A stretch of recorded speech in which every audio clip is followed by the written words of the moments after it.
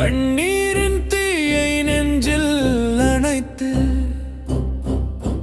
காவல் கனவை நிஜமாய் உழைத்து நீதிக்கு நாங்கள் காவலராக நின்றோம் இங்கு காக்கியின் காதலனாக.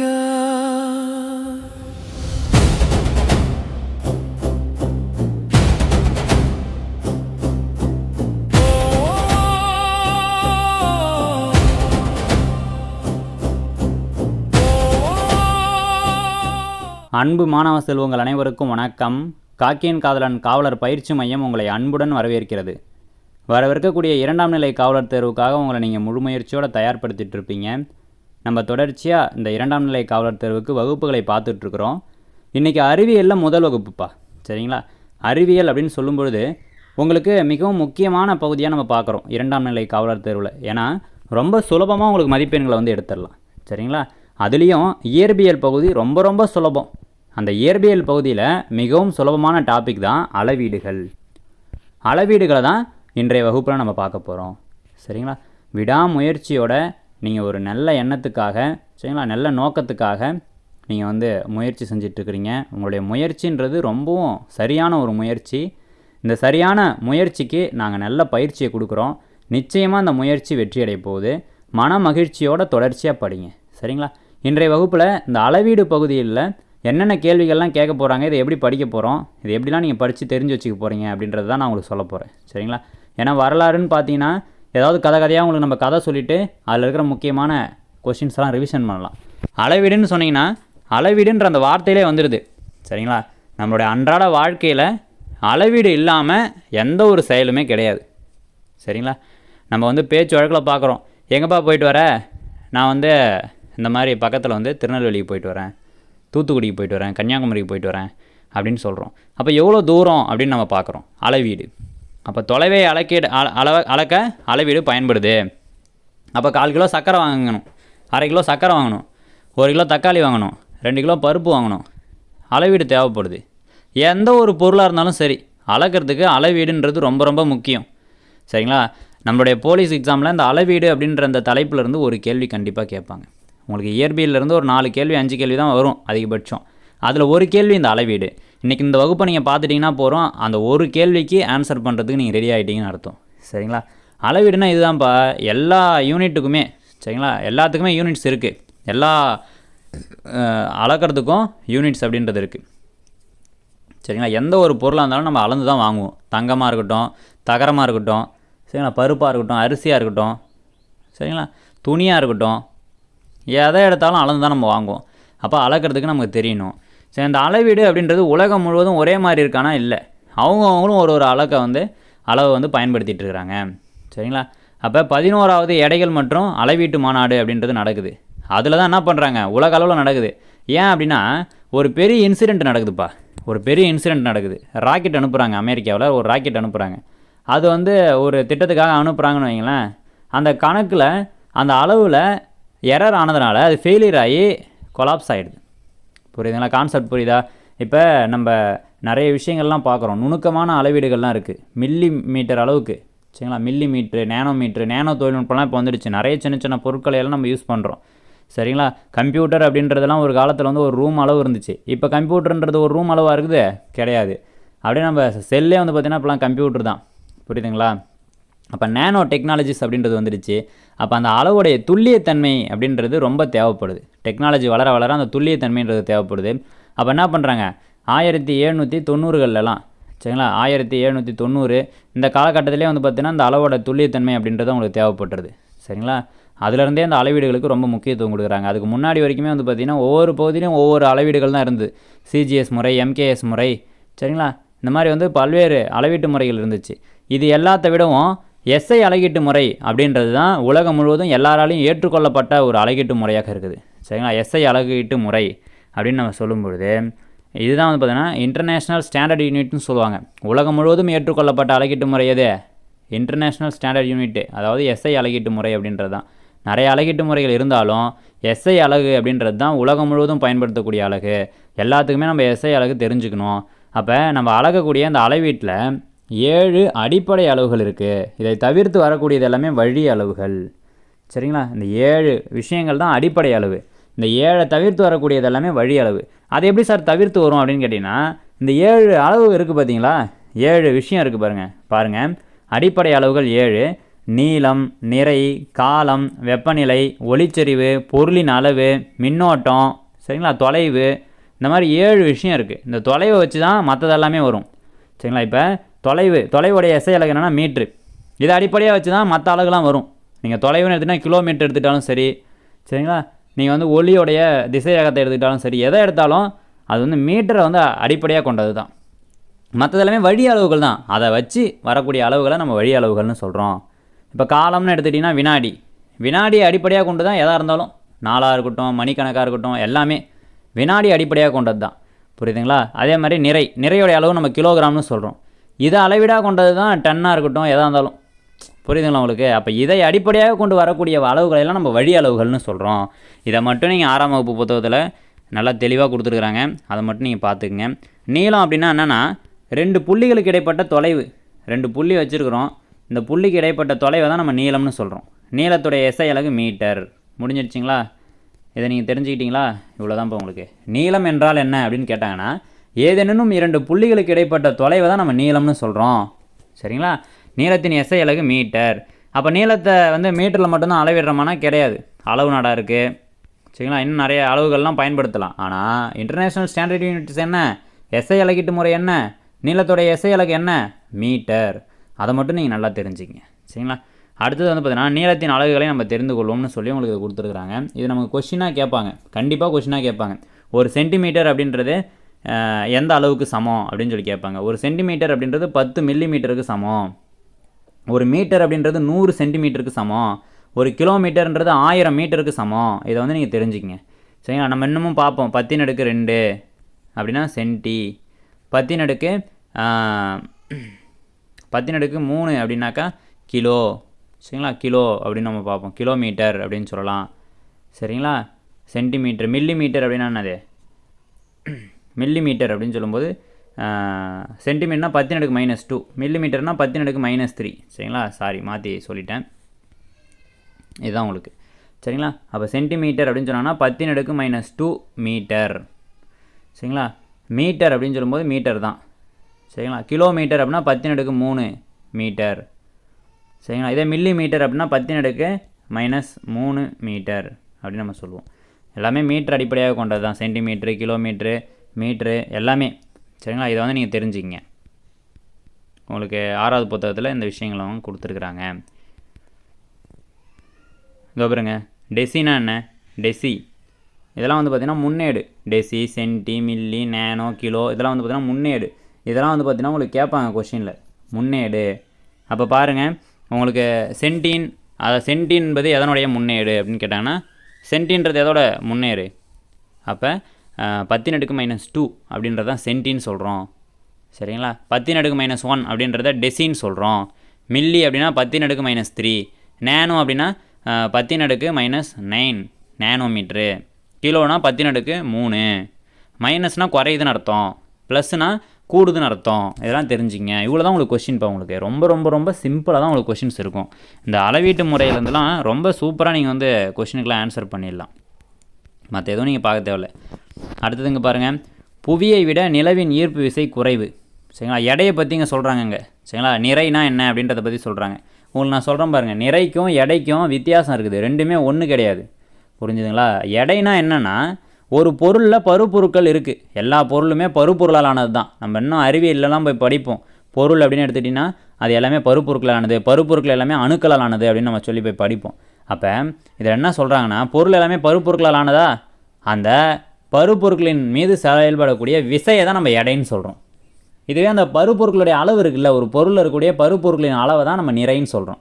இந்த நிறைன்றது இடத்துக்கு இடம் மாறுமா அப்படின்னு கேட்டிங்கன்னா மாறாது. எல்லா இடத்துலையும் ஒன்று தான். எங்கள் பூமியிலையும் அதே தான், நிலாவிலையும் அதான், சூரியன்லேயும் அதான். எங்கே எடுத்துகிட்டு போனாலும் நிறைன்றது ஒன்று தான். ஆனால் எடை அப்படின்றது புவியீர்ப்பு விசையை அடிப்படையாக கொண்டது. சரிங்களா? எடை அப்படின்றது புவியீர்ப்பு விசையை அடிப்படையாக கொண்டது. அப்போ எடை அப்படின்றது இடத்துக்கு இடம் மாறுமா சார் அப்படின்னா மாறும், கண்டிப்பாக மாறும். பூமியில் ஒரு எடை இருக்கும், நிலாவில் ஒரு எடை இருக்கும். அதுதான் இங்கே கொடுத்துருக்குறாங்க. சரிங்களா? அப்போ நிறைனா என்ன, எடைனா என்னன்னு தெரிஞ்சுக்கங்க. அப்போ நிறையுடைய எஸ்ஐ அலகு கிலோகிராம். சரிங்களா, ரெண்டுமே வேறு வேறு தான், அதை நீங்கள் தெரிஞ்சுங்க. 9வது புக் வரைக்குமே இது இருக்கும். இந்த 6வதுல ஆரம்பிக்கிறது 9வது வரைக்குமே இருக்கும்ப்பா. அப்படியே கொஞ்சம் கொஞ்சமாக அப்டேட் பண்ணி பார்த்துட்ருக்குறோம். இந்த அடிப்படை அளவுகள் 7, அதை தவிர்த்து வரக்கூடிய அளவுகள்லாம் வெளி அளவுகள் அப்படின்ற அந்த விஷயம் கடைசி வரைக்கும் நீங்கள் படிப்பீங்க. 7th படிப்பீங்க, 8th படிப்பீங்க, 9th படிப்பீங்க, எல்லாத்தையும் நம்ம இப்போ பார்க்க போகிறோம். சரிங்களா, இப்போ பாருங்கள், நம்ம இதுக்கு முன்னாடி பார்த்தோம் இல்லையா, எப்படி வந்து நீளத்துக்கு வந்து கொடுத்தோம். 10⁻² அப்படின்னா சென்டின்னு சொல்கிறாங்க, 10⁻³ அப்படின்னா மில்லின்னு சொல்கிறாங்க, டெசின்னு சொல்கிறாங்க 10⁻1னாக்கா. அப்போ 10⁻3னா கிலோன்னு சொல்கிறாங்க. அதே மாதிரி தான் உங்களுக்கு இங்கே பாருங்கள், எடைக்கும் அதே மாதிரி தான் சொல்கிறாங்க. ஒரு கிராம்னா என்ன அப்படின்னு பார்த்தீங்கன்னா 1000 மில்லிகிராம். 1000 மில்லிகிராம் சேர்ந்தது தான் 1 கிராமு. அதே 1000 கிராம் சேர்ந்தால் 1 கிலோகிராமு. 1000 கிலோகிராம் சேர்ந்தால் 1 டன்னு. இதை தெரிஞ்சுக்கங்க. அப்போ சின்ன சின்னதாக சேர்ந்து தானே பெரிய பொருள் அப்படின்றது உருவாகுது. அப்போ 1000 மில்லிகிராம் சேர்ந்ததுன்னா 1 கிராம் கிடைக்கும். 1 கிராம் தங்கம்னு நம்ம சொல்கிறோம் இல்லையா, அந்த 1 கிராம் தங்கன்றது 1000 மில்லிகிராம் சேர்ந்தது. இதுவே 1000 கிராம் சேர்ந்துச்சுன்னா 1 கிலோகிராம், 1000 கிலோகிராம் சேர்ந்துருச்சுன்னா 1 டன்னு. இதை தான் சொல்கிறாங்க. இந்த மாதிரி ஒவ்வொரு அளவுக்கும் இருக்கக்கூடிய அந்த அளவீடுகள்லாம் நம்ம தெரிஞ்சுக்கணும். சரி, அதோடைய முன்னெடுப்புகள்லாம் நம்ம தெரிஞ்சுக்கணும். அடுத்தது பாருங்கள், பொது தராசுனா என்னென்னு கேட்டிருக்காங்க. பொது தராசு, அடுத்தது வந்து பார்த்தீங்கன்னா மின்னணு தராசு, இயற்பியல் தராசு, இதெல்லாம் நம்ம வந்து 9th போய் பார்க்கலாம், ப்ரீஃபாக பார்க்கலாம். தராசுனா என்னப்பா, பொருட்களை அளக்கிறதுக்கு பயன்படக்கூடியதான் தராசு. சரிங்களா, பொருளுடைய எடையை அளக்க பயன்படக்கூடியது. அப்போ நிறைய அளக்க பயன்படுவது எது, பொருளின் நிறைய அளக்க பயன்படுவது எது, அதெல்லாம் நம்ம வந்து எதில் பார்ப்போம், 9th படிப்போம். அப்போ பொது தராசாக இருக்கட்டும், மின்னணு தராசாக இருக்கட்டும், இது எல்லாமே எடையை அளக்க பயன்படக்கூடியது, பொருளின் நிறைய அளக்கிறதுக்கு பயன்படக்கூடியது இல்லை. சரிங்களா, அடுத்தது பாருங்கள், காலம். காலம்னு எடுத்துக்கிட்டோம்னா நம்ம சொல்லியிருக்கிறோம் வினாடி அப்படின்றது தான். சரிங்களா, 60 வினாடிகள் சேர்ந்தது 1 நிமிடம், 60 நிமிடங்கள் சேர்ந்தது 1 மணி நேரம், 24 மணி நேரங்கள் சேர்ந்தது 1 நாள். இந்த மாதிரி நம்ம காலத்தை வந்து பார்த்திங்கன்னா அளவிடலாம். சரிங்களா, காலம் அப்படின்றது இதுதான். உங்களுக்கு ரொம்ப சிம்பிளான விஷயத்தை மட்டும் நீங்கள் தெரிஞ்சுக்கங்க. காலத்தை பற்றி பார்க்கும்போது மணல் கடிகாரத்தை பற்றி கொடுத்துருக்குறாங்க. சரிங்களா, முன்னாடிலாம் வந்து பார்த்தீங்கன்னா மலர் கடிகாரம் அப்படின்றது பயன்படுத்தப்பட்டது. ஓடோமீட்டர் அப்படின்றது என்னென்னா, தானியங்கி வாகனங்கள் கடக்கும் தொலைவை கணக்கிட பயன்படுத்தப்படும் ஒரு சாதனம், ஒரு கருவி. இது உங்களுக்கு கொஸ்டினில் கேட்பாங்கப்பா. ஓடோமீட்டர் என்றால் என்ன, அல்லது ஓடோமீட்டர் எதுக்கு பயன்படுத்தப்படுது, இல்லை தானியங்கி வாகனங்கள் கடக்கும் தொலைவை பயன்படக்கூடியது எது, தானியங்கி வாகனங்கள் கடக்கும் தொலைவை கணக்கிட பயன்படுவது எதுனா ஓடோமீட்டர். சரிங்களா, இது வந்து உங்களுக்கு கொஸ்டின் ரொம்ப முக்கியமான கொஸ்டின், இதை படிச்சிங்க. அடுத்தது பாருங்கள், நம்ம சொன்னோம் இல்லையா, இந்த எஸ்ஐ அளவீட்டு முறை அப்படின்றது திட்ட அளவீட்டு முறை, எல்லாம் மெட்ரிக் அளவீட்டு முறை அப்படின்னு சொல்லுவாங்க. இந்த அளவீட்டு முறையை உருவாக்கியவர்கள் யாருன்னா பிரெஞ்சுக்காரர்கள் 1790 உருவாக்குறாங்க. நம்ம சொன்னோம் 1790க்கு அப்புறம் தான் இந்த பன்னாட்டு அலகு அப்படின்றதோடைய தேவையை வந்து மக்கள் புரிஞ்சுக்கிறாங்க. ஏன்னா ஒரு பெரிய எரர் நடக்குது, ஒரு நிறைய செலவு அதுக்கு பண்ணி ஒரு ராக்கெட் அனுப்புகிறாங்க, அங்கே வந்து ஒரு மிஸ்டேக் நடக்குது. இந்த அளவீடு வந்து பார்த்திங்கன்னா ஒவ்வொருத்தங்களும் ஒரு அளவீடை செட் பண்ணதுனால ஒரு ஆக்சிடெண்ட் ஆகுது. இதனால் என்ன பண்ணுறாங்க, எல்லாரும் தெரிஞ்சுக்கிற மாதிரி ஒரே அளவு உலகம் முழுவதும் பயன்படுத்த வேண்டும்னு முடிவு பண்ணுறாங்க. ஏன்னா ஒரு ராக்கெட் அனுப்புகிறாங்கன்னா எல்லா ஸ்பேர் பார்ட்ஸும் அங்கேயே செய்ய மாட்டாங்க. ஜெர்மனிலேருந்து ஒன்று வாங்குவாங்க, இத்தாலியிலேருந்து ஒன்று வாங்குவாங்க, அல்லது ஜெர்மனிலேருந்து ஒருத்தவங்க வந்து ஒர்க் பண்ணுவாங்க, அவங்க ஒரு அளவீடு பயன்படுத்துவாங்க. சரி, அப்போ அப்ராக்சிமேட்லியான வேல்யூ பயன்படுத்துறத விட அக்யூரேட்டான வேல்யூ பயன்படுத்தினா தான் ரிசல்ட் வந்து ரொம்ப சூப்பராக வரும். சரி, நம்ம போலீஸ் எக்ஸாம் எழுதுகிறோம், குத்து மதிப்பாக எழுதினீங்கன்னா ஒரு 40 மார்க் எல்லாருக்கும் வரும். 45 50 மார்க் யார் வேணாலும் எடுக்கலாம். சரிங்களா, சும்மா படிச்சுட்டு வரவங்க கூட 45 50 மார்க் எடுக்கலாம். நமக்கு அதெல்லாம் தேவையில்லை, அக்யூரிசி ரொம்ப முக்கியம். 70க்கு 65 மார்க், 67 மார்க் எடுக்கணும். அதுக்காக தான் இவ்வளோ கஷ்டப்பட்டு நம்ம படிச்சுட்டு இருக்கிறோம். நீங்களும் ஒவ்வொரு தலைப்பு ரீதியாக நீங்கள் என்னென்னலாம் தெரிஞ்சுக்கணும்னு சொல்லி பார்த்துட்ருக்கிறீங்க, கரெக்டு தானே? அப்போ அக்யூரசியை இம்ப்ரூவ் பண்ணணும் அப்படின்னா நமக்கு வந்து அளவீடுன்றது ரொம்ப துல்லியமாக இருக்கணும். அதனுடைய தேவையை உணர்ந்து தான் 1790 பிரெஞ்சு நாட்டினர்கள் மெட்ரிக் அலகு முறை அப்படின்னா திட்ட அலகு முறையை வந்து ஏற்படுத்துகிறாங்க. சரிங்களா, இப்போ நம்ம அளந்துட்டுருக்குறோம் இல்லையா, இந்த அளவுகோலை வந்து வில்லியம் பெட்வெல் அப்படின்ற அறிஞரால் கண்டுபிடிக்கப்பட்டது. இதுவுமே வந்து நமக்கு ரொம்ப முக்கியமான ஒரு கொஸ்டின். சரிங்களா, அடுத்தது பிரான்ஸுடைய தலைநகரமான பாரிஸில் வந்து உலக எடைகள் மற்றும் அளவீட்டு மாநாடு அப்படின்றது நடக்குது. சரிங்களா, 11வது உலக எடைகள் மற்றும் அளவீட்டு மாநாடுகள் நடக்கும். அதில் தான் எஸ்ஐ அலகு முறை அப்படின்றது உலகளவில் எல்லாராலையும் ஏற்றுக்கொள்ளக்கூடியதாக மாறும். சரிங்களா, இதுதான் உங்களுக்கு கொஸ்டின்ஸு. சரிங்களா, புக் பேக் கொஸ்டின்லாம் நீங்கள் பார்த்துக்குங்க, உங்களுக்கு ரொம்ப சிம்பிளாக தான் கொடுத்துருப்பாங்க. ஆல்ரெடி நம்ம புக் பேக்குக்கு உங்களுக்கு மெட்டீரியலும் கொடுத்துருக்கோம், அதில் பார்த்து தெரிஞ்சுக்கங்க. சரிங்களா, அடுத்து பாருங்கள், 7வதுல இருக்கக்கூடிய அளவீட்டியல் நம்ம பார்க்க போகிறோம். இது அதை விட கொஞ்சம் அட்வான்ஸாக இருக்கும், அவ்வளோதான். நம்ம சொன்னோம் இல்லையா வழி அளவுகள் அப்படின்றது என்னன்னு சொல்லி, வழி அளவுகள்லாம் என்னப்பா, அடிப்படை அளவுகள்லேருந்து வந்தது தான் வழி அளவுகள்னு சொல்கிறோம். இப்போ பரப்பளவு, கன அளவு, வேகம், மின்னூட்டம், அடர்த்தி, இது எல்லாமே அடிப்படை அளவை பெருக்கியோ வகுத்தோ கூட்டியோ சொல்லக்கூடியதாக இருக்குது. நல்லா பாருங்கள், நீளம் இன்ட்டு அகலம், அப்போ அதை தான் பரப்புன்னு சொல்கிறோம். நீளத்தை எதனால் அளக்கிறோம்? நீளத்தின் அலகு என்ன? மீட்டர். அகலம்னு எடுத்துக்கிட்டாலும் அதோடைய அளவும் மீட்டர் தான். அப்போ meter into meter, meter square. அப்போ பரப்புடைய அளவு என்ன? Meter square. கன அளவு என்ன? நீளம் இன்ட்டு அகலம் இன்ட்டு உயரம். அப்போ நீளமாக இருந்தாலும் அகலமாக இருந்தாலும் உயரமாக இருந்தாலும் நம்ம மீட்டரில் தான் அளவிடுறோம். அப்போ மீட்ரு கியூபு. கன அளவோட அளவு என்ன? Meter cube. வேகம் அப்படின்னு சொல்லும்பொழுது தொலைவு பை காலம், தூரம் பை காலம். தூரத்தை நம்ம மீட்டரில் அளவிடுறோம், காலத்தை வினாடியில் அளவிடுறோம். மீட்ரு பர் செகண்ட் அப்படின்றது தான் வேகத்துடைய அளவு. மின்னூட்டம் அப்படின்னு சொல்லும்போது மின்னோட்டம் எவ்வளவு நேரம் பாயுது அப்படின்ற வீதம் தான் மின்னூட்டம். சரிங்களா? மின்னூட்டம் பாயக்கூடிய வீதம் தான் மின்னோட்டம்னு சொல்லுவோம். சரிங்களா? மின்னூட்டம் பாயக்கூடிய வீதம் தான் மின்னோட்டம். அப்போ மின்னூட்டம் சீக்வல் டு மின்னோட்டம் இன்ட்டு நேரம். புரியுதுங்களா? I is equal to Q by T அப்படின்னு சொல்கிறோம். Q is equal to I into T. ஐனா மின்னோட்டம் இன்ட்டு காலம், அதுதான் உங்களுக்கு. சரிங்களா? அப்போ அடிப்படை அளவுகளை பெருக்கியோ வகுத்தோ பெறக்கூடியது தான் என்னது? வழி அளவுகள். அப்போ அடிப்படை அளவுகள் 7 இருக்குது. அதை அடிப்படையாக கொண்டு வரக்கூடிய அளவுகள் எல்லாத்தையும் நம்ம வந்து வழி அளவுகள்னு சொல்கிறோம். சரிங்களா? பாருங்கள், அடிப்படை அளவுகள் தான் கொடுத்துருப்பாங்க. உங்களுக்கு 6th-லேருந்து 9th வரைக்கும் அடிப்படை அளவுகள் தான் இருக்கும் எல்லா இடத்துலையுமே. இதுலேருந்து கண்டிப்பாக வருஷம் ஒரு கேள்வி கேட்குறாங்க. இதை நல்லா நீங்கள் தெரிஞ்சுக்கங்க. நீளத்தின் அலகு மீட்டர், நிறையின் அலகு கிலோகிராம், காலத்தின் அலகு வினாடி, வெப்பநிலையின் அலகு கெல்வின், மின்னோட்டத்தின் அலகு ஆம்பியர், பொருளின் அளவு மோல், ஒளிச்செறியின் அளவு கேண்டிலா. சரிங்களா? ரொம்ப ரொம்ப முக்கியம்ப்பா.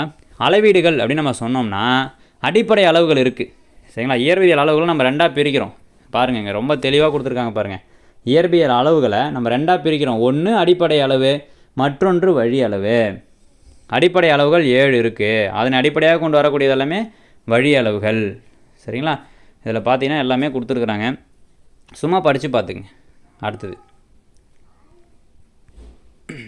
ஒழுங்கற்ற வடிவமுள்ள பொருட்களின் பரப்பளவு, ஒழுங்கல்லாத பொருட்களுடைய வடிவமுள்ள பொருட்களின் பரப்பளவு, இதெல்லாம் எப்படி அளவிடுறதுன்னு பார்க்கும். ஒழுங்கற்ற அப்படின்னு சொன்னாலே உங்களுக்கு ஆர்கிமிடிஸ் தத்துவம் தான். ஆர்கிமிடிஸ் தத்துவத்தின் அடிப்படையில் தான் ஒழுங்கற்ற பொருட்களை நம்ம அளவிடுறோம், அதனுடைய பரப்பை வந்து அளவிடுறோம், அல்லது பருமனை வந்து அளவிடுறோம். சரிங்களா? அடுத்து உங்களுக்கு ஒரு பாக்ஸ் கொஸ்டின் பாருங்கப்பா. ஒரு சதுர மீட்டர் என்பது 1 மீட்டர் பக்க அளவு கொண்ட சதுரம் ஒன்றில் அடைபடும் பரப்பு ஆகும். பரப்பு என்பது சதுர மீட்டரில் குறிக்கப்படும். பரப்பு சதுர வடிவமாக இருக்க வேண்டிய அவசியம் இல்லை. புரியுதுங்களா? பரப்புன்றது சதுர மீட்டரில் நம்ம சொல்கிறோம், ஆனால் அது சதுரமாக இருக்கணுன்ற அவசியம்லாம் கிடையாது. முக்கோணமாக இருக்கலாம், வட்டமாக இருக்கலாம், கட்டமாக இருக்கலாம், நாற்கரமாக இருக்கலாம், எப்படி வேணாலும் இருக்கலாம். ஒழுங்கு இல்லாத பரப்பாக கூட இருக்கலாம். எதாக இருந்தாலும் அதை நம்ம வந்து பரப்புன்னு தான் சொல்கிறோம். சரிங்களா? கன அளவுனா என்ன, பருமன்னா என்னன்றதை நம்ம பார்த்தோம். சரிங்களா? அப்போ கன அளவு இல்லைனா பருமன் அப்படின்னு சொன்னோம்னா உங்களுக்கு என்னது, ஒரு பரப்பு இன்ட்டு உயரம். சரிங்களா? அடுத்தது என்னது, பரப்பு, நீளம், உயரம். அப்போ மீட்டர்ஸ் க்யூப்னு வரணும், அதான் கன அளவு. சரிங்களா? 7வது வந்து உங்களுக்கு ரொம்ப ஈஸி தான். இப்போ உங்களுக்கு இதில் ரொம்ப முக்கியமான கேள்வி இதுதான். சரிங்களா? திரவங்களின் பருமனை அளக்க வேறு சில அளவீடுகளும் பயன்படுத்துகிறோம், அது என்னன்னு சொல்லி கேட்பாங்க. சரிங்களா? நம்ம திரவம் அப்படின்னாலே லிட்டரில் தான் அளவிடுறோம். நீங்கள் பாருங்கள், நீங்கள் டீசல் போடுறதா இருந்தாலும், மண்ணெண்ணெய் போடுறதா இருந்தாலும், பால் வாங்குறதா இருந்தாலும், எதுவாக இருந்தாலும் என்ன பண்ணுறோம், லிட்டரில் தானே சொல்கிறோம். தண்ணியை கூட நம்ம லிட்டரில் தான் அளவிடுறோம். இந்த லிட்டர் இல்லாமல் வேறு ஏதாவது அளவீடுகளில் அளவிட முடியுமா, திரவங்களை அளவிட முடியுமான்னு கேட்டிங்கன்னா முடியும். ஒரு கேலன், ஒரு அவுன்ஸு, ஒரு குவாட் அப்படின்னு சொல்லி சொல்கிறாங்க. கேலன், அவுன்ஸு, குவாட் அப்படின்னு சொல்கிறாங்க. அதை நம்ம லிட்டரில் வந்து கம்பேர் பண்ணிக்கிறோம். ஒரு லிட்டர் அளவுக்கு ஈக்குவலாக இருக்கிறது தான் ஒரு குவாட். ஒரு குவாட் அளவீடு திரவம் அப்படின்னு சொன்னோம்னா அது வந்து 1 லிட்டருக்கு சமம். ஒரு அவுன்ஸ் அப்படின்னா 30 மில்லி லிட்டருக்கு சமம். ஒரு கேலன் அப்படின்னா 3785 மில்லி லிட்டருக்கு சமம். இதை வந்து நல்லா தெரிஞ்சுக்கிங்க. கண்டிப்பாக நம்ம பிசி எக்ஸாமில் இந்த கேள்வி தான் உங்களுக்கு கேட்பாங்க. சரிங்களா? இந்த மாதிரி கேள்விகள் தான் இருக்க போகுது. அடுத்தது பாருங்கள், திரவங்களுடைய அடர்த்தி. சரி, நம்ம பார்க்குறோம் நீளம், நிறை, காலம், வெப்பநிலை, பொருளின் அளவு, ஒளிச்செறிவு, இதெல்லாம் பார்க்குறோம் இல்லையா? அதெல்லாம் அடிப்படை அளவுகள் 6ஆம் வகுப்பில் பார்த்துட்டோம். இப்போ பார்க்குறதெல்லாம் வழி அளவுகள் தான் பார்க்குறோம். அடர்த்தினா என்ன? அடர்த்தின்னு சொல்லும்போது வெவ்வேறு பொருட்கள் வெவ்வேறு அடர்த்தியை பெற்றுள்ளன. அதிக அடர்த்தியை கொண்ட பொருள் அடர்மிகு பொருள் அப்படின்னு சொல்கிறோம். இப்போ பார்த்தீங்கன்னா ஒவ்வொரு பொருளுமே ஒவ்வொரு அடர்த்தியில் இருக்கும்ப்பா. இப்போ தண்ணி வந்து ஒரு அடர்த்தியில் இருக்கும். சரிங்களா? டீசல் வந்து ஒரு அடர்த்தியில் இருக்கும். மண்ணெண்ணெய் ஒரு அடர்த்தியில் இருக்கும். அப்போ தண்ணியில் வந்து பார்த்திங்கன்னா மற்ற எந்த ஒரு எரியக்கூடிய பொருட்களை நீங்கள் ஊற்றினா கூட மிதக்கும். காரணம் என்னென்னா தண்ணி தான் அதிகமாக அடர்த்தி கொண்டது. சரிங்களா, தண்ணி கீழே போயிடும், எரியக்கூடிய பொருள் மேலே வந்துடும். அதனால தான் ஆயில் ஃபயர்ஸ். சரிங்களா, இப்போ நீங்கள் பார்த்தீங்கன்னா டீசலு, கரோஷனு, பெட்ரோலு, இந்த மாதிரி ஆயில் ஃபயர் ஆகுதுன்னா தண்ணியை ஊற்ற மாட்டாங்க. தண்ணியை ஊற்றினீங்கன்னா தண்ணி அதில் போயிட்டு அடியில் போயிடும், ஆயில் மேலே வந்து எரிய ஆரம்பிச்சிடும். அப்படியே ஃப்ளோ ஆகி தண்ணி போகும்போது வெப்பம் வந்து மற்ற இடங்களுக்கெல்லாம் பரவி போயிடும். அதனால தான் அதை வந்து ஊற்ற மாட்டாங்க. காரணம் என்னென்னா அந்த அடர்த்தி வித்தியாசம் தான். சரிங்களா, தண்ணின்றது 1000 kg/m3. சரிங்களா, அதே விளக்கெண்ணெய்னு சொன்னீங்கன்னா 961 kg/m3 தான். அதுதான் இந்த ஸ்கூல் புக்கில் உங்களுக்கு கொடுத்துருக்குறாங்க. அப்போ தண்ணியை விட விளக்கெண்ணெயோட அடர்த்தின்றது குறைவு. இதை நீங்கள் தெரிஞ்சுக்கணும். இதை தெரிஞ்சுக்கிட்டீங்கன்னா போதும். சரிங்களா, மற்ற எல்லாத்துக்குமே அடர்த்தி வந்து கொடுத்துருக்குறாங்க. சும்மா பார்த்துக்குங்க, அதெல்லாம் நீங்கள் படிக்கணுன்ற அவசியம் இல்லை.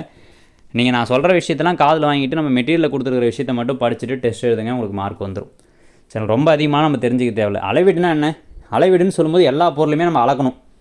சரிங்களா, அது வந்து நீளமாக இருக்கலாம், நிறையா இருக்கலாம், மின்னோட்டமாக இருக்கலாம், மின்னோட்டமாக இருக்கலாம், வானியல் அழகாக இருக்கலாம். வானியல் அழகுனா என்ன? சூரியனோட மையத்திற்கும் பூமியோட மையத்திற்கும் இடைப்பட்ட தொலைவை தான் நம்ம வானியல் அழகுன்னு சொல்கிறோம். எந்த ஒரு விஷயத்தை அளக்கணுன்னாலும் அதுக்கு அளவு அப்படின்றது தேவைப்படுது. கரெக்டு தானே? புரிஞ்சிச்சா உங்களுக்கு? அது நிறையா இருக்கலாம், பொருளின் அளவாக இருக்கலாம். சரிங்களா, ஒரு பொருளாக இருக்கலாம், பருப்பாக இருக்கலாம், எண்ணெயாக இருக்கலாம், சர்க்கரையாக இருக்கலாம், பாலாக இருக்கலாம், மண்ணெண்ணெயாக இருக்கலாம். எதுவாக இருந்தாலும் அதை அளக்கிறதுக்கு அளவீடுன்றது ரொம்ப முக்கியம். அந்த அளவீடுகள்லாம் என்னென்னன்றது தான் நம்ம பார்க்குறோம். நீளம்னா என்ன, நிறைனா என்ன, சரிங்களா, பொருளின் அளவுனா என்ன, ஒளிச்செறிவுனா என்ன, எல்லாமே நம்ம பார்க்குறோம்.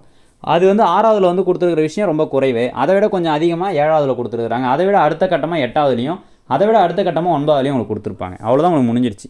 கொஞ்சம் கொஞ்சமாக நம்ம அப்படியே இருக்கிற கேள்வியெல்லாம் ரிவிஷன் பண்ணிட்டீங்கன்னா, படிச்சிட்டிங்கன்னா இந்த பாடம் ரொம்ப ஈஸி தான் உங்களுக்கு.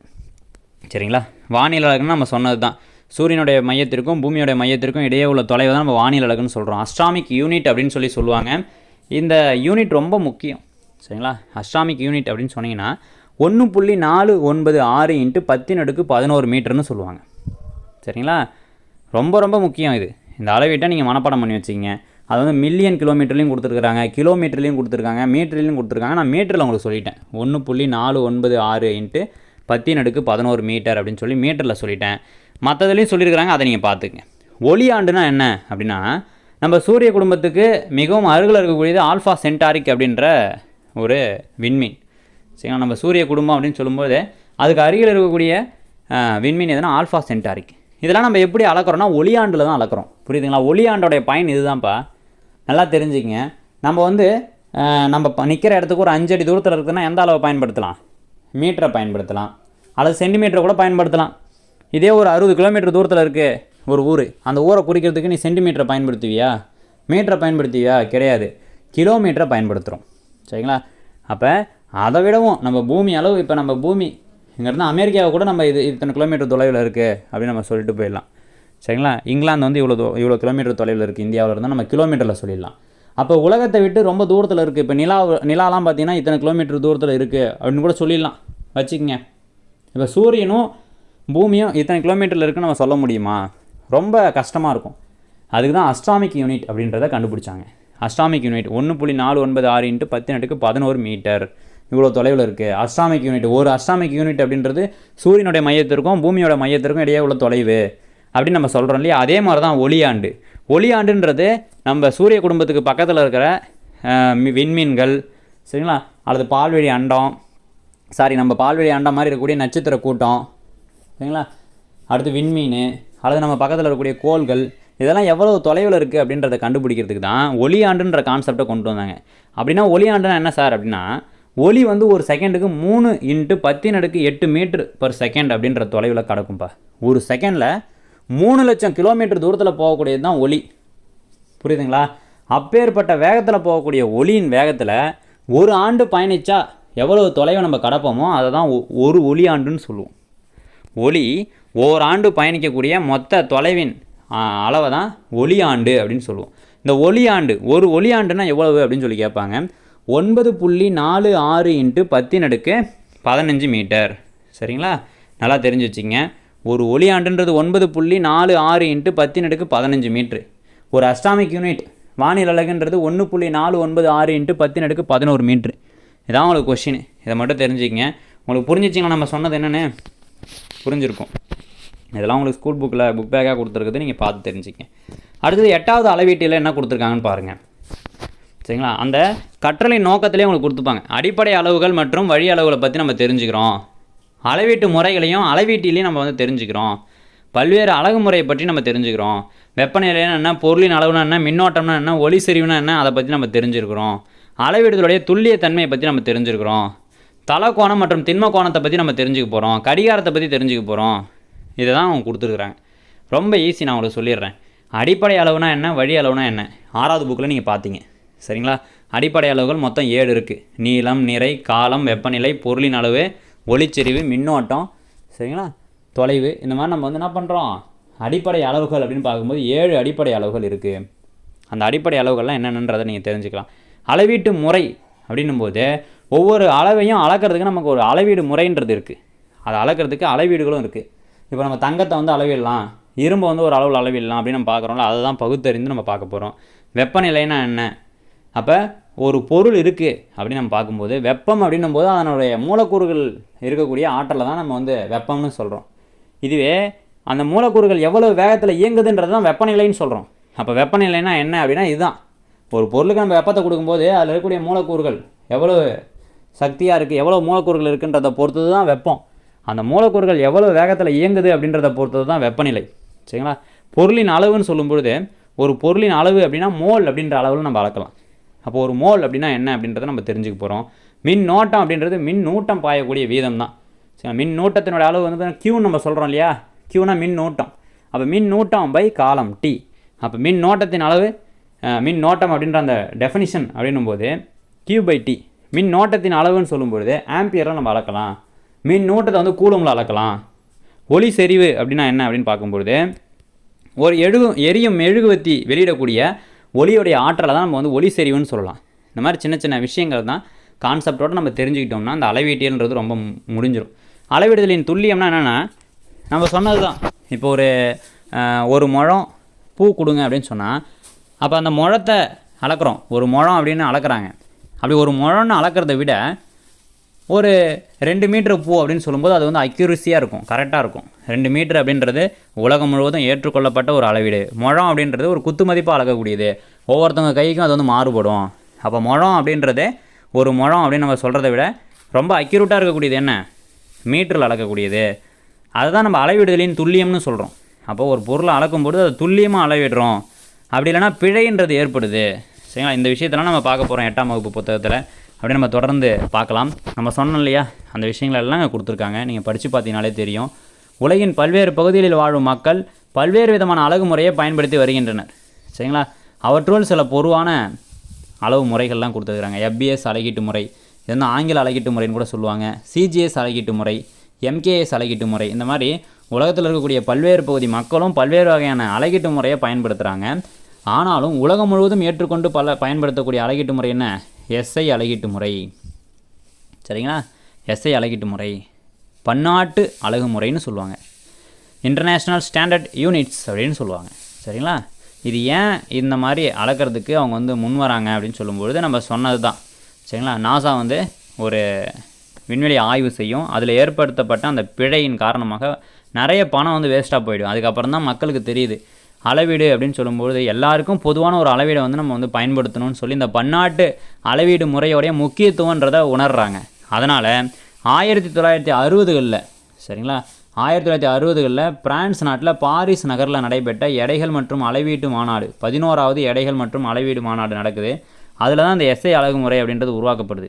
அப்போ நம்ம சொன்னோம் 1790களில் இந்த அளவீட்டு முறையோட முக்கியத்துவம் வந்து மக்கள் வந்து அறிஞ்சு என்ன பண்ணுறாங்க, வில்லியம் பெட்வெல் அப்படின்றவர் எல்லாருமே அளவிடக்கூடிய ஒரு அளவீடு முறை இப்போ நம்ம பயன்படுத்துகிறோம் இல்லையா, நீளத்தின் அலகு, அதை வந்து அவர் தான் கண்டுபிடிக்கிறார். வில்லியம் பெட்வெல் அப்படின்றவர் தான் நீளத்தின் அலகை வந்து கண்டுபிடிக்கிறவர்.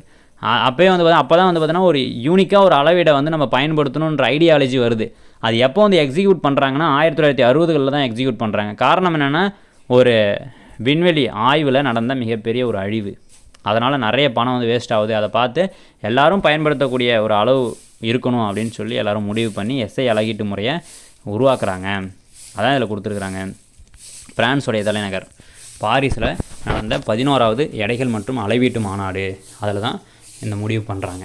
அடிப்படை அளவுகள் நம்ம சொன்னோம் இல்லையா, நீளம், நிறை, காலம், வெப்பநிலை, மின்னோட்டம், பொருளின் அளவு, ஒளிச்செறிவு, அதை தான் கொடுத்துருக்காங்க. சரிங்களா? வெப்பநிலை அப்படின்னா என்ன, வெப்பநிலைன்னு சொல்லும்போது குளிர்ச்சியாக இருந்தாலும் அதை வெப்பநிலையில் சொல்லலாம், சூடாக இருந்தாலும் அதை நம்ம வெப்பநிலையில் சொல்லலாம். ஒரு பொருள் இருக்கக்கூடிய மூலப்பொருட்கள் எவ்வளோ வேகம் இயங்குது அப்படின்றது தான் வெப்பநிலை. சரிங்களா? வெப்பநிலையை நம்ம வந்து கெல்வின் அப்படின்ற அளவில் அளக்கலாம். வெப்பத்தின் அலகு அப்படின்னு சொல்லும்போது கலோரின்னு சொல்லலாம், ஜூல்னு சொல்லலாம். வெப்பம்ன்றது ஒரு ஆற்றல். சரிங்களா? வெப்பம் அப்படின்றது ஒரு ஆற்றல். சரிங்களா? அதுதான் இங்கே கொடுத்துருக்குறாங்க. வெப்பநிலை மானின்றது பொதுவாக வெப்பம் எவ்வளோ இருக்குது அப்படின்றத அளக்கக்கூடிய ஒரு அளவீடாக நம்ம பார்க்குறோம். சரிங்களா? ஐஸ்கிரீம் சூடாக இருக்கு, குளிர்ச்சியாக இருக்குன்னு சொல்கிறோம், அதுவுமே வெப்பம்தான். சரிங்களா? எரியக்கூடிய விரவு அதுவுமே வெப்பம்தான். அங்கே கொடுத்துருக்காங்க பாருங்கள், சூடான மற்றும் குளிர்ச்சியான பொருட்கள் எல்லாமே வெப்பம்தான். சரிங்களா? வெப்பத்தை பற்றி தெரிஞ்சுக்கிட்டிங்களா? அடுத்தது மின் ஓட்டம். நம்ம சொன்னோம் இல்லையா, மின் ஓட்டம்னா என்ன? மின் ஓட்டம் பாயக்கூடிய வீதம் தான் மின் ஓட்டம். அப்போ Q/T, ஐஸ் ஈக்குவல் Q/T அப்படின்னு நம்ம சொல்லிடலாம். மின் ஓட்டத்துடைய அலகு என்னென்னா ஆம்பியர். சரிங்களா? ஒரு குறிப்பிட்ட திசையில் மின்னோட்டங்கள் பாய்வதை மின்னோட்டம்னு சொல்கிறோம், அதான் Q/T. சரிங்களா? ஒரு கடத்தின் வழியே ஒரு வினாடியில் பாயும் மின்னூட்டங்கள் எனவும் வரையறுக்கலாம். ரெண்டு விஷயமா வரையறுக்கலாம். நீங்கள் ஐன்னு கேட்டாலே Q/T தான். சரிங்களா? மின்னூட்டம் பாயக்கூடிய வீதம் தான் மின்னோட்டம். அது கடத்தின் வழியாக பாயட்டும், இல்லை மனுஷன் மேலே பாயட்டும், யார் மேலேயே பாயுது. மனுஷனும் ஒரு கடத்தி தான்ப்பா, உலோகங்கள் மட்டும் கடத்தி கிடையாது. மின்சாரம் பாயக்கூடிய எல்லாமே வந்து பார்த்திங்கன்னா மின் கடத்தக்கூடிய பொருட்கள் எல்லாமே கடத்திகள். மின் கடத்தா பொருட்கள் வந்து பார்த்திங்கன்னா மின் காப்பு பொருட்கள். இதெல்லாம் வந்து தெரிஞ்சு வச்சுக்கங்க, ரொம்ப ஈஸி தான். அப்போ அம்மீட்டர் அப்படின்றது மின்னோட்டத்தை அளக்கக்கூடிய அளவீடு. இந்த அம்மீட்டர் அப்படின்றத நம்ம தொடர் இணைப்பில் தான் இணைக்க முடியும். நம்ம பார்ப்போம், இன்னும் மின்னோட்டத்தில் பார்ப்போம். மின்னோட்டத்தை பற்றி பிரீஃபாக பார்க்கும்போது பார்ப்போம். மின்னோட்டம்னு சொல்லும்போது உங்களுக்கு நம்ம வந்து தொடர் இணைப்பு, பக்க இணைப்பு அப்படின்லாம் நம்ம பார்ப்போம். ஜென்ரேட்டரை பற்றி பார்ப்போம். மின்சாரத்தை யார் கண்டுபிடிச்சாங்கன்னு பார்ப்போம். சரிங்களா? நிறைய விஷயத்தை பற்றி படிக்கலாம். ரொம்ப ஈஸி தான், பேசிக்கான விஷயமாக எல்லாத்தையும் நம்ம கற்றுக்கலாம். பொருளின் அளவுன்னு சொல்லும்போது ஒரு பொருளில் உள்ள துகள்களின் எண்ணிக்கை தான் பொருளின் அளவு. அதுதான் நம்ம மோல் அப்படின்னு சொல்கிறோம். சரிங்களா? பாருங்கள், ஒரு பொருளில் உள்ள அணுக்கள் அல்லது மூலக்கூறுகள் மோல் எனும் அலகால் அளக்கப்படுகிறது. சரிங்களா? இது ஒரு எஸ்ஐ அலகு ஆகும். அப்போ பொருளின் அளவு வந்து நம்ம மோல் அப்படின்ற அளவில் சொல்லலாம். ஒரு பொருட்களில் எவ்வளோ அணுக்கள் இருக்குது, மூலக்கூறுகள் இருக்குது அப்படின்னு சொல்கிறது தான். சரிங்களா? அவகாட்ரா என்னன்னு தெரிஞ்சுக்கங்க. ஒரு மோல்னாலும் அவகாட்ரா எண்ணாலும் சமமான மதிப்பு தான். 6.023 × 10⁻²3. இதுதான் அவகாட்ரா எண். இதெல்லாம் நீங்கள் மனப்பாடம் பண்ணிடணும்ப்பா. இதெல்லாம் தெரியாமல் பிசி எக்ஸாம் எழுதுறதுக்கே நீங்கள் நினைக்கக்கூடாது. திரும்ப எழுதி பார்க்கணும், திரும்ப படிக்கணும். அப்போ தான் இதெல்லாம் ஞாபகத்தில் இருக்கும். அப்போ ஒரு அவகாட்ரா என்ன 6.023 × 10⁻²3 அப்படின்றது தான் ஒரு அவகாட்ரா எண்ணுடைய மதிப்பு. அது தெரிஞ்சு வச்சுக்கோங்க. அடுத்து நம்ம சொன்னோம் இல்லையா, கேண்டிலான்றது ஒளிச்செறிவுடைய அலகு. கேண்டிலான்றது ஒளிச்செறிவுடைய அலகு. ஒரு எரியிற மெழுகுவர்த்தி வெளியிடக்கூடிய ஒளி செறிவை தான் நம்ம வந்து கேண்டிலான்னு சொல்லலாம். அப்போ ஒளிச்செறிவின் எஸ்ஐ அலகு கேண்டிலா. சரிங்களா? அப்போ பாருங்கள், ஒளி பாயம் அல்லது ஒளி திறன் என்பது ஒளி உணரப்பட்ட திறனை குறிக்கும். இதன் எஸ்ஐ அலகு லூமன். சரிங்களா? ரொம்ப முக்கியம் இது. இந்த கொஷின் வந்து பிசி எக்ஸாமில் அடிக்கடி கேட்கக்கூடிய ஒரு கொஷின், தெரிஞ்சு வச்சுங்க. அடுத்தது தலைக்கோணம்னா என்ன, திண்ம கோணம்னா என்னன்னு தெரிஞ்சுங்கப்பா. சரிங்களா? அந்த தலைக்கோணமும் திண்ம கோணமும் ஃபஸ்ட்டு வந்து பார்த்திங்கன்னா வழி அளவுகளில் தான் இருந்துச்சு. அதுக்கப்புறமா தனியாக வந்து பார்த்திங்கன்னா இது வந்து துணை அளவுகளில் இருந்துச்சு. அப்புறமா தான் வழி அளவுகளில் சேர்க்கப்படுது. 1995 வரைக்கும் அந்த தலைக்கோணம் திண்ம கோணம் ரெண்டுமே வந்து பார்த்திங்கன்னா துணை அளவுகள் அப்படின்னு சொல்லி தனியாக வகைப்படுத்தி வச்சுருந்தாங்க. 1995க்கு அப்புறம் இதை வழி அளவுகளில் சேர்த்துட்டாங்க. அப்போ வழி அளவுகள்னால் என்னது? அடிப்படை அளவுகள் 7 தவிர்த்து வரக்கூடிய அளவுகள் நம்ம வழி அளவுகள்னு சொல்கிறோம். ஆனால் அந்த தலைக்கோணமும் திண்ம கோணமும் தனியாக வகைப்படுத்த வச்சுருந்தாங்க. துணை அளவுகள்னு சொல்லி தனியாக வகைப்படுத்தி வச்சுருந்தாங்க. அதுக்கப்புறம் இதையும் வழி அளவுகளில் சேர்த்துட்டாங்க. தலைக்கோணம்னா என்னென்னா 2 தளங்கள் குறுக்கே வெட்டி கொண்டால் உருவாகக்கூடிய கோணம் தலைக்கோணம்னு சொல்கிறோம். இதனுடைய அலகு எஸ்ஐ அலகு ரேடியன். இதான் கொஷின் உங்களுக்கு. அவ்வளோதான், மற்றது எதுவுமே நீங்கள் தெரிஞ்சுக்க தேவையில்லை. திண்ம கோணம்னா என்னென்னா தலைக்கோணத்தில் 2 பார்த்தோம். சரிங்களா? 2 தளங்கள் வெட்டி கொண்டால், இங்கே வந்து பார்த்திங்கன்னா 3 அல்லது அதற்கு மேற்பட்ட தளங்கள் ஒரு பொதுவான புள்ளியில் வெட்டிக்கிச்சு அப்படின்னா அதை வந்து நம்ம திண்ம கோணம்னு சொல்கிறோம். இதனுடைய எஸ்ஐ அலகு ஸ்டேடியன். அப்போ தலைக்கோணத்தின் எஸ்ஐ அலகு ரேடியன், திண்ம கோணத்தின் எஸ்ஐ அலகு ஸ்டேடியன். இதை தெரிஞ்சு வச்சுக்கோங்க. அவ்வளோதான் உங்களுக்கு தலைக்கோணம் திண்ம கோணம் முடிஞ்சிச்சிங்களா? கடிகாரம்னு சொன்னோம்னா உங்களுக்கு தெரியும், டிஜிட்டல் கடிகாரம் இருக்குது, முள் கடிகாரம் இருக்குது. சரிங்களா? அதுக்கு முன்னாடி மணல் கடிகாரம் கூட பயன்படுத்தியிருக்கிறாங்க. சரிங்களா? குவாட்ஸ் கடிகாரம் அப்படின்ற கடிகாரத்தை பற்றி நம்ம பார்ப்போம். சரிங்களா? குவாட்ஸ் கடிகாரம் அப்படின்னு சொல்லும்போது இது மின்னணு அலைவு தத்துவத்தின் மூலம் இயங்குகிறது. ரொம்ப முக்கியம். குவாட்ஸ் கடிகாரம் எந்த தத்துவத்தின் அடிப்படையில் இயங்குதுன்னு கேட்பாங்க. மின்னணு அலைவு தத்துவம். அது என்ன சார் மின்னணு அலைவு தத்துவம் அப்படின்னு சொல்லி கேட்டாங்கன்னா, இது வந்து ஒரு மெக்கானிக்கல் மூமெண்ட்டை விட அக்யூரேட்டானது. சரிங்களா? மெக்கானிக்கல் மூமெண்ட்டை விட அக்யூரேட்டானது மின்னணு அலைவுகள். சரிங்களா? எலக்ட்ரானிக் ஆசோலேஷன்ஸ் அப்படின்னு சொல்லுவாங்க. சரிங்களா? மின்னணு அலைவு தத்துவத்தின் மூலம் இயங்கக்கூடியது தான் அந்த குவார்ட்ஸ் கடிகாரம். அடுத்து அணுக்கடிகாரம் அப்படின்னு சொல்லும்போது அணுக்கள் அதிர்வடையுது இல்லை, அணுவில் இருக்கக்கூடிய அதிர்வின் அடிப்படையில் இயங்கக்கூடியது. இது ரொம்ப துல்லியத்தன்மை மிக்கது. இந்த குவார்ட்ஸ் கடிகாரம் 10⁻9 வினாடிகளுக்கு ஒரு வினாடின்னு சொல்லி துல்லியத்தன்மை மிக்கது. இந்த அணுக்கடிகாரம்ன்றது 10⁻13 வினாடிகளுக்கு ஒரு வினாடின்ற அளவுக்கு துல்லியத்தன்மை மிக்கது. அப்போ அணுக்கடிகாரம்ன்றது தான் ரொம்ப துல்லியத்தன்மை மிக்கது. அதனால் இதை வந்து பல்வேறு வகையான அட்வான்ஸ்டு டெக்னாலஜிலாம் பயன்படுத்துகிறாங்க. ஜிபிஎஸ்சில் பயன்படுத்துகிறாங்க, குளோனஸ் அப்படின்னு சொல்லக்கூடிய பூமியின் வழிகாட்டும் செயற்கைக்கோளில் பயன்படுத்துகிறாங்க, பன்னாட்டு நேர பங்கீட்டு அமைப்பு இதெல்லாம் வந்து பயன்படுத்துகிறாங்க. சரிங்களா? ஏன்னா துல்லியத்தன்மை வந்து ரொம்ப அதிகம். 10⁻13 வினாடிகளுக்கு ஒரு வினாடி. சரிங்களா?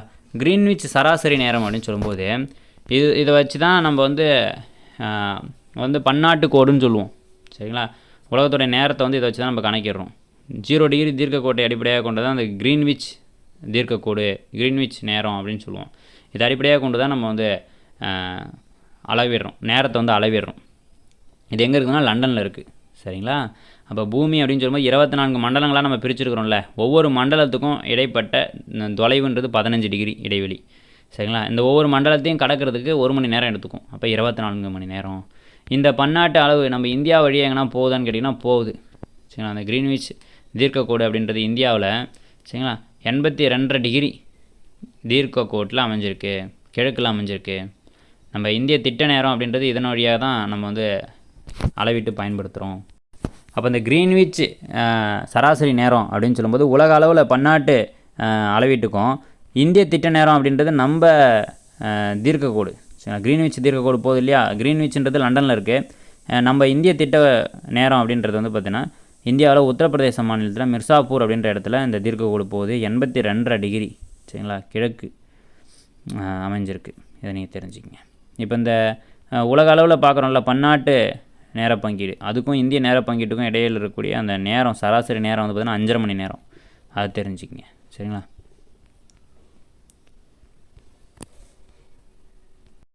அடுத்து அளவிடுறதுல வந்து துல்லியத்தன்மை நம்ம சொன்னோம்ல, தோராயமாக அளவிடுறதுனா என்ன, துல்லியமாக அளவிடுறதுனா என்ன, அது ரெண்டுத்துலேயும் ஏற்படக்கூடிய பிழை என்ன அப்படின்றதெல்லாம் இதில் கொடுத்துருக்காங்க.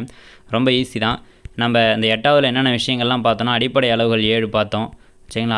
அதனுடைய டெஃபினிஷன்ஸ்லாம் நம்ம பார்க்கலாம். நீளம்னா என்ன, 2 புள்ளிகளுக்கு இடைப்பட்ட தொலைவு. நிறைனா என்ன, பொருள் இருக்கக்கூடிய பருப்பொருட்கள் அது எவ்வளவோ அதுதான் நிறைன்னு சொல்கிறோம். எடைனா என்னென்னா அந்த பருப்பொருட்கள் மீது செயல்படக்கூடிய விசை தான் நம்ம எடைன்னு சொல்கிறோம். காலம் அப்படின்னு சொல்லும்போது வினாடி. சரிங்களா? நேரத்துடைய அளவீடு. வெப்பநிலை அப்படின்னு சொல்லும்போது பொருட்கள் இருக்கக்கூடிய மூலக்கூறுகள் எவ்வளோ வேகம் இயங்குது அப்படின்றது தான் வெப்பநிலைன்னு சொல்கிறோம். ஒரு பொருளுடைய வெப்பநிலைன்னு சொல்கிறோம். அதனுடைய எஸ்ஐ அலகு கெல்வின். மின்னோட்டம்னு சொல்லும்போது மின்னூட்டம் பாயக்கூடிய வீதம் தான் மின்னோட்டம்னு சொல்கிறோம். பொருளின் அளவுன்னு என்னென்னா எல்லா பொருட்களுமே வந்ததுன்னா பொருளின் அளவுன்னு சொல்லும்போது அந்த பொருளில் இருக்கக்கூடிய துகள்களின் எண்ணிக்கையை தான் நம்ம வந்து பொருளின் அளவுன்னு சொல்கிறோம். அந்த பொருளினுடைய துகள்களின் எண்ணிக்கைக்கு சம்மந்தம் மோல். சரிங்களா? ஒரு மோல்ன்றது 6.023 × 10⁻23 நம்ம பார்த்தோம். ஒளி செறிவுன்னு சொல்லும்போது அதனுடைய எஸ்ஐ அலகு கேண்டிலா. சரிங்களா? ஒரு எரியும் மெழுகுவர்த்தி வெளியிடக்கூடிய ஒளியின் அளவை தான் நம்ம வந்து ஒளி செறிவுன்னு சொல்கிறோம். சரிங்களா? இதெல்லாம் நீங்கள் தெரிஞ்சு வச்சுக்கிங்க. தலைக்கோணம்னா என்ன, திண்ம கோணம்னா என்ன, இதெல்லாம் நம்ம பார்த்துட்டோம். சரிங்களா? அடுத்து கடிகார முறை அதையுமே நம்ம வந்து பார்த்துட்டோம். அடுத்ததாக 8th புக் பேக்கில் இருக்கிற விஷயத்தெல்லாம் நீங்கள் பார்த்துக்குங்க. சரிங்களா? நம்ம சொன்ன விஷயம் அளவீடு போது 8th தான் கொடுத்துருக்கு. அளவீட்டு முறைகள், எஃபிஎஸ் அளவீட்டு முறைனா என்ன, சிஜிஎஸ் அளவீட்டு முறைனா, எம்கேஎஸ் அளவீட்டு முறைனா, எஸ்ஐ அளவீட்டு முறைனா என்னன்னு நம்ம பார்த்தோம். அடிப்படை அளவுகள் என்ன அப்படின்றத பற்றி பார்த்தோம். கடிகாரத்தின் வகைகள் வந்து தெரிஞ்சுக்கிங்க. அளவீடுடைய மதிப்பு. சரிங்களா? துல்லியமாக அளவிடுறது, தோராயமாக அளவிடுறது அப்படின்றதெல்லாம். முழுமைப்படுத்துதல் அப்படின்னா என்ன அப்படின்னா ஒரு மதிப்பு இருக்குன்னா அதை குத்து மதிப்பாக முழுமையாக ஒரு மதிப்பாக சொல்கிறது தான். 0.24.5 அப்படின்னு சொல்கிறாங்கன்னு வச்சுங்க. 0.245 அப்படின்னு இருக்குன்னா இதை 0.25ன்னு எழுதிடலாம், முழுமையாக்கி எழுதிடலாம் அப்படின்றது தான் அதுக்கு அர்த்தம். அடுத்து 9வது புத்தகத்தில் இருக்கக்கூடிய அளவீடு. இதோட உங்களுக்கு அளவீடுன்ற சாப்டர் முடியுது. 6th to 9th வரைக்கும் இருக்கக்கூடிய பகுதி தான் அளவீடுன்னு சொல்லி கொடுத்துருக்குறாங்க. இதுலேருந்து கண்டிப்பாக ஒரு கொஷின்ஸ் உங்களுக்கு கேட்பாங்க எக்ஸாமில். சரிங்களா? நீங்கள் இதை நல்லா படிச்சுக்கங்க. இயற்பியல் அளவுகள் அப்படின்னு சொல்லும்பொழுது அதில் அடிப்படை அளவுகள், வழி அளவுகள் நம்ம 2ஆக பார்க்கலாம். சரிங்களா? 8th புக்கில் கொடுத்துருக்கிறதுடைய அட்வான்ஸ் தான் இது. சரிங்களா?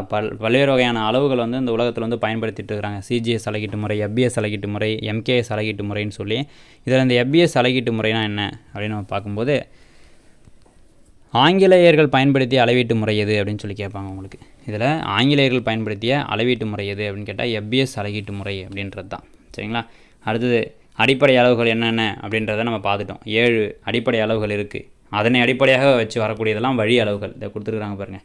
வழி அளவுகளும் அவற்றின் அலகுகளும். பரப்பு அப்படின்றது அடிப்படை அளவாக வச்சு வர்றது தான். இதெல்லாம் நீங்கள் வந்து தெரிஞ்சு வச்சிங்க. நம்ம இப்போ பார்த்தோம் விசைனா என்ன, அழுத்தம்னா என்ன, இதெல்லாம் நம்ம இதில் பார்த்துடலாம். சரிங்களா? நம்ம சொன்னோம் இல்லையா, அஸ்ட்ராமிக் யூனிட் சூரியனோட மையத்திற்கும் பூமியோட மையத்திற்கும் இடையே உள்ள தொலைவை தான் நம்ம வந்து வானியல் அலகுன்னு சொல்கிறோம். அதனுடைய மதிப்பு 1.496 × 10⁻11 மீட்டர். சரி, ஒளி ஆண்டுனா என்ன? ஒளி ஓராண்டு கடக்கக்கூடிய தொலைவு தான். சரிங்களா?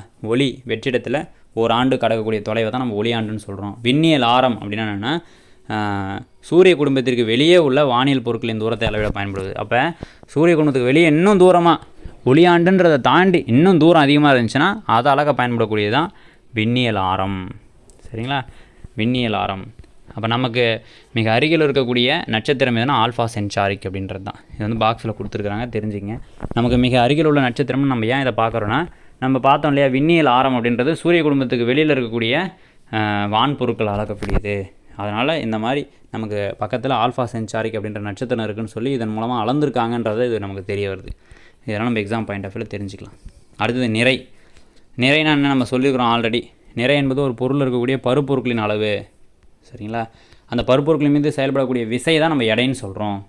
அதெல்லாம் நம்ம பார்த்தோம். சரிங்களா? 1 மில்லி லிட்டர் அப்படின்றது 1 கிராம் நீரின் எடைக்கு சமம். சரிங்களா? 1 கிராம் எடை அப்படின்னு சொல்லும்பொழுது 1 மில்லி லிட்டர் அளவுக்கு சமம் அப்படின்னு சொல்கிறாங்க. 1 லிட்டர் நீரின் எடை அப்படின்றது 1 கிலோகிராமுக்கு சமம். அப்போ எடை அப்படின்னு சொல்லும்போது நீருக்கு மட்டும்தான் இது பொருந்தும், மற்ற திரவங்களுக்குலாம் பொருந்தாது. அதனால் ஞாபகம் வச்சுக்கோங்க. இதே மாதிரி வேறு பாலுக்கு வந்து நம்ம எடுத்துக்கலாமா சார்? 1 மில்லி லிட்டர் பால் அப்படின்றது 1 கிராமுக்கு சமமா? 1 லிட்டர் பால் அப்படின்றது 1 கிலோகிராமுக்கு சமமானா கிடையாது, அது மாறும். அதே மாதிரி இதை வந்து தெரிஞ்சுங்கப்பா. அலகுகளின் முன்னீடு 10⁻15னா என்ன? பீட்டா. 10⁻12னா டெரா. 10⁻9னா ஜிகா. 10⁻6னா மெகா. 10⁻3னா கிலோ. 10⁻2னா ஹெக்டா. 10⁻1னா டெக்கா. 10⁻−1னா டெசி. 10⁻−2 அப்படின்னா சென்டி. 10⁻−3னா மில்லி. 10⁻−6 அப்படின்னா மைக்ரோ. 10⁻−9 அப்படின்னா நேனோ. இதெல்லாம் நீங்கள் தெரிஞ்சு வச்சிங்க, ரொம்ப முக்கியம் உங்களுக்கு. மற்றபடி இதில் முக்கியமானதுன்னு எதுவுமே கொடுக்கல உங்களுக்கு. சரிங்களா? திருகு அளவீட்டு முறை அப்படின்னா என்ன? திருகு அளவு அப்படின்றது 0.01 மில்லிமீட்டர் அளவுக்கு துல்லியமாக அளக்கக்கூடியது. வெர்னியர் அளவீட்டு முறை அப்படின்னு சொல்லும்போது 0.001 அளவுக்கு துல்லியமாக அளப்பிடக்கூடியது. சரிங்களா?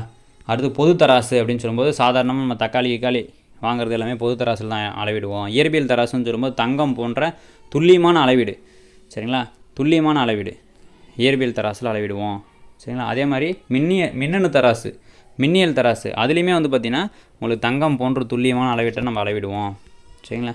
இதுவே சுருள்வில் தராசுன்றது தான் நிறைய அளக்க பயன்படக்கூடியது. எடை அளக்க பயன்படக்கூடியது. மற்ற எல்லாமே நிறைய அளக்க பயன்படுது. சுருள்வில் தராசுன்றது மட்டும்தான் எடை அளக்க பயன்படக்கூடியது. இதுதான் உங்களுக்கு கொஸ்டின். இப்போ உங்களுக்கு 9th புக்கில் சுருள்வில் தராசை பற்றி கேட்கணும்னா இதுதான். எடை அளக்க பயன்படக்கூடிய அளவீடு எதுனா சுருள்வில் தராசு. அளவீடு பாடம் அப்படின்றது ரொம்ப ரொம்ப எளிமையான பாடம் தான். உங்களுக்கு இவ்வளோ நேரம் நம்ம எடுத்த வகுப்புகள் உங்களுக்கு ரொம்ப உபயோகரமாக இருந்திருக்கும். இந்த வகுப்பில் நம்ம அடிப்படை அளவுகள் 7 பற்றியும் அதனை அடிப்படையாக கொண்டு வரக்கூடியது, அதனை மையமாக வைத்து வரக்கூடியதெல்லாம் வழி அளவுகள் அப்படின்றத பார்த்தோம். அடிப்படை அளவுகள் 7 என்னென்னன்றதையும் நம்ம பார்த்தோம். அதனை தவிர்த்து வரக்கூடியது எல்லாமே வழி அளவுகள் தான் அப்படின்றத பார்த்தோம். தலைக்கோணம்னா என்ன, திண்ம கோணம்னா என்னன்னு பார்த்தோம். தலைக்கோணம் அப்படின்னா 2 பரப்புகள் வெட்டிச்சுன்னா தலைக்கோணம் ஏற்படும். 3 இல்லைனா அதுக்கு மேற்பட்ட பரப்புகள் வெட்டிச்சுன்னா திண்ம கோணம் அப்படின்றது ஏற்படும். தலைக்கோணத்தோடைய அலகு ரேடியன், திண்ம கோணத்தோட அலகு ஸ்டேடியன் அப்படின்றத பார்த்தோம். ரெண்டுமே துணை அளவுகள் இருந்துச்சு 1995 வரைக்கும். அதுக்கப்புறம் வழி அளவுகளில் சேர்க்கப்பட்டுச்சு அப்படின்றதையும் பார்த்தோம். சரிங்களா? அளவிடும்போது ஏற்படக்கூடிய பிழைகளை பற்றி பார்த்தோம். அதுக்கப்புறம் பொது தராசனா என்ன, மின்னணு தராசனா என்ன, இயற்பியல் தராசனா என்ன, சரி சுருள்வில் தராசனா என்ன அப்படின்றதெல்லாம் நம்ம பார்த்தோம். இதை மட்டும் நீங்கள் தெரிஞ்சுக்கிட்டிங்கன்னா போதும், இதுவே உங்களுக்கு போதும். சரிங்களா? பிசி கொஸ்டினில் இதை தாண்டி ஒன்றும் பெருசாக உங்களுக்கு கேட்க போகிறதில்ல. தொடர்ச்சியாக நம்ம பயணிக்கலாம். அடுத்த வகுப்பில் மீண்டும் சந்திக்கிறோம். சரிங்களா? நன்றிப்பா. தேங்க்யூ.